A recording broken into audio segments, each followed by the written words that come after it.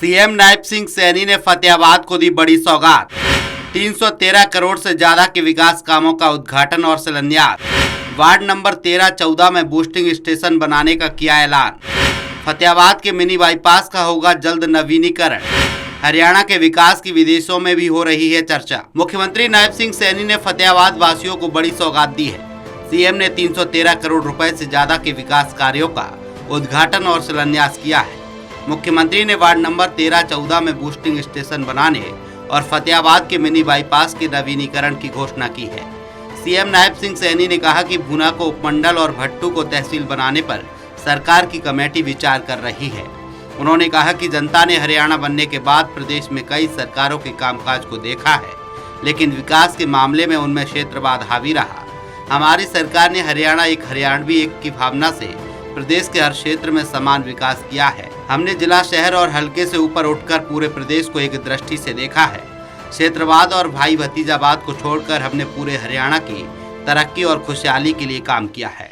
आपके इस क्षेत्र में भट्टू लुदेसर रोड पर 25 करोड़ रुपए की लागत से रेलवे ओवरब्रिज का निर्माण और जाखल बुन्ना रोड पर 26.5 करोड़ रुपए की लागत से रेलवे ओवरब्रिज का निर्माण किया जा रहा है। मुख्यमंत्री ने कहा कि वर्तमान सरकार के 10 साल के कार्यकाल का हिसाब मांगने वालों को अपने गिरेबान में झांक कर देखना चाहिए। उनकी सरकार कमीशन मोड में काम करती थी।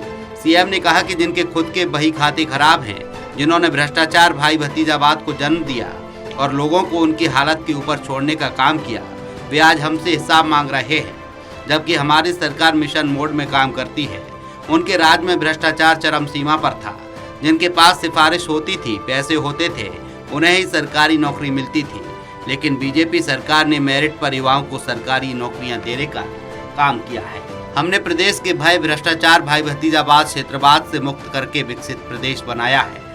आज मुझे इस बात का बड़ा ही आश्चर्य भी हो रहा है कि जो विपक्ष के नेता हैं, जो विपक्ष के लोग हैं, भाइयों जिनके बही खाते खराब हैं, आज वो लोग हमारे 10 सालों का हिसाब मांगने के लिए निकले हुए हैं। मैं उनको एक बात कहना चाहता हूं कि आप अपने गिरेबान में झांक करके देखिए। उनकी सरकार कमीशन मोड में काम करती थी और हमारी सरकार मिशन मोड में काम करती है। मुख्यमंत्री ने विपक्ष पर जमकर हमला बोला। उन्होंने कहा कि कांग्रेस शासनकाल में फतेहाबाद की हालत दूर दराज के गांव जैसी थी। सड़कें टूटी पड़ी थी, पेयजल व्यवस्था चरमराई हुई थी, बिजली कम आती थी, बारिश में जल भराव होता था। पिछले 10 सालों में हमारी सरकार ने विकास के पहिए को निरंतर गतिशील किया है।